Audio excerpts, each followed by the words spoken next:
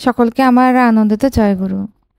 আজ আলোচনা করব আত্মহত্যা থেকে ফিরে পাওয়া এক ভক্তের জীবনের করুণ কাহিনী। সুশান্ত বিশ্বাস নামে এক ভক্ত কর্মজীবনের চাপে মানসিকভাবে ভীষণ বিপর্যস্ত। তিনি মেদিনীপুর জর্জ কোর্টে গ্রুপ বি স্টেনোগ্রাফার হিসেবে কাজ করতেন, কিন্তু হঠাৎ বদলে হয়ে যান গড়বেতার জেলা কোর্টে। প্রতিদিন দীর্ঘ যাতায়াত, অফিসের বাড়তি কাজের চাপ এবং একঘেয়ে জীবনের কারণে তিনি প্রচণ্ড হতাশায় ভুগতে থাকেন। ধীরে ধীরে তার জীবনের সব আনন্দ মুছে যেতে থাকে। তিনি শুধুমাত্র যান্ত্রিকভাবে কাজ করে যাচ্ছিলেন।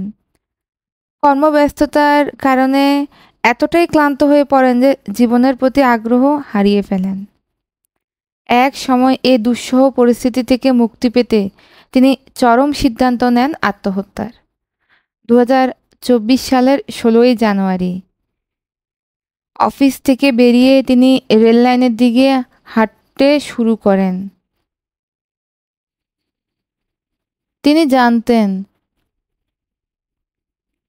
ঠিক তখনই ট্রেন আসবে এবং সেই সময়ে তিনি লাইনের উপর উঠে দাঁড়ান।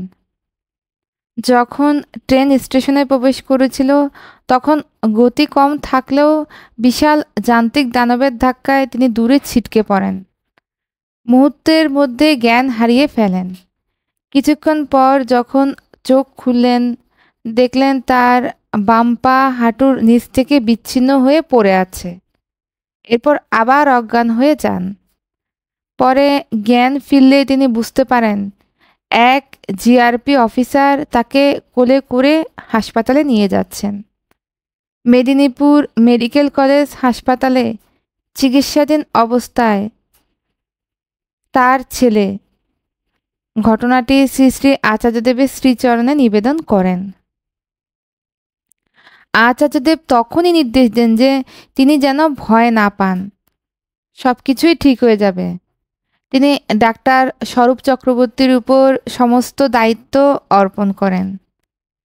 ঠাকুরের কৃপায় ও চিকিৎসকদের আন্তরিকতায় মাত্র 1.5 মাসের মধ্যেই তিনি সুস্থ হয়ে ওঠেন।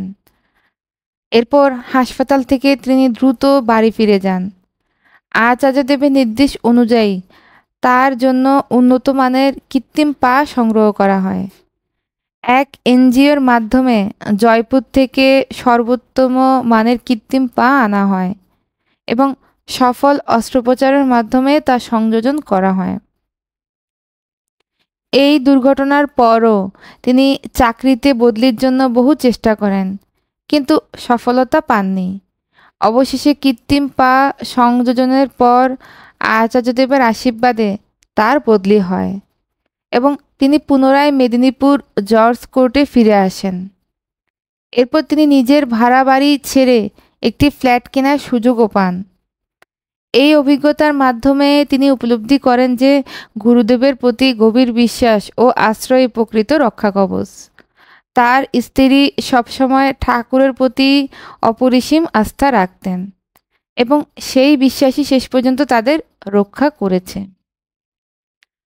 2024 সালের ডিসেম্বর মাসে তিনি দেওঘর গিয়ে আচার্যদেবের দর্শন করেন এবং আবেগঘনভাবে নিজের অভিজ্ঞতার কথা নিবেদন করেন।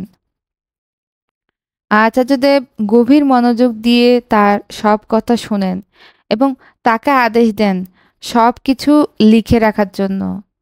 পরিশেষে তিনি উপলব্ধি করেন যে গুরুদেব আমাদের কখনোই ছেড়ে যান না।